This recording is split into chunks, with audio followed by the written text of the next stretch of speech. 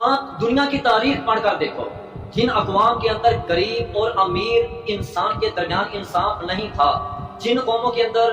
ہر چیز میں جھوٹ، ہر چیز میں ملاوٹ، ہر چیز میں دو نمبری، ہر چیز میں ناپ تول میں کمی، جن قوموں کے اندر فحاشی، زنا،